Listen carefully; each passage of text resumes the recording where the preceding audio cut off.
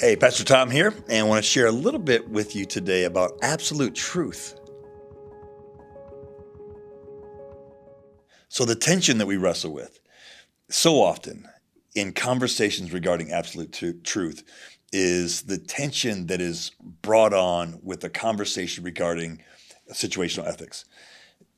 For me, the Bible is the standard for truth. The Bible is absolute truth. The Bible creates truth for us. In fact, if you were to look through society and you began to try to identify what is truth, you're not going to go far before you realize the Bible is kind of the center point of all truth. So for me, I've just chosen to believe and understand Scripture, the Bible, as absolute truth. But what happens in life is whenever you begin to have absolute truth type conversations, inevitably someone will tell a story that is very, very difficult to process through absolute truth. And here's why. Because the empathy trigger in our hearts, our love for people, so often it's so difficult for us to capture absolute truth through the lens of a difficult situation. And so how do we deal with that? How do we deal with that without, again, shifting this understanding of truth, of loving God with all our heart, soul, mind, and strength, and loving our neighbors ourselves, and understanding the truth that kind of cascades from these principles that Jesus taught us?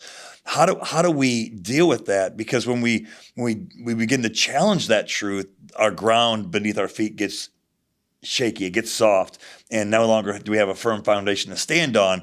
And then it's just this eroding of value. And so for us to kind of hold a line of absolute truth, how do we do that in the midst of stories? Well, one of it is just remembering who God is. I think we have this misunderstanding that everything that we deal with in the world of God is going to be happy and rainbows. It's going to be just sunshine and clear skies.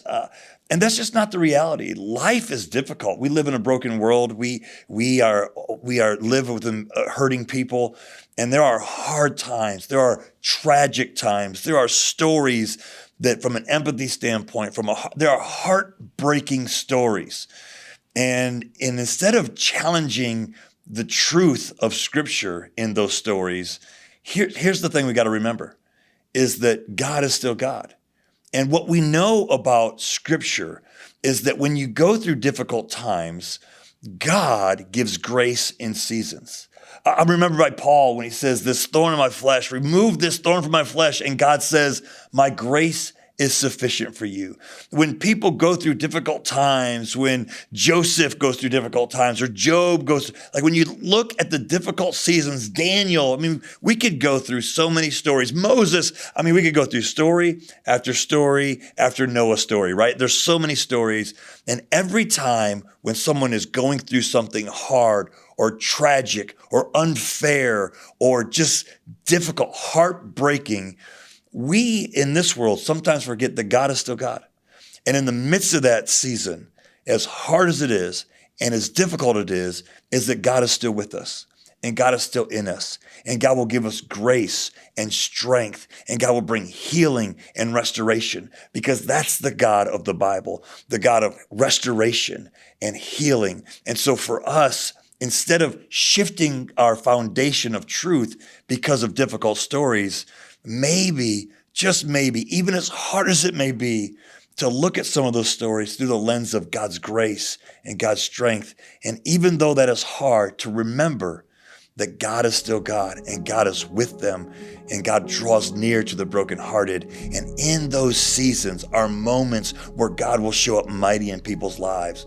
So let's not shift truth, but let's remember that the truth was always with us, and the truth will always prevail in our lives, and that God's grace is always available.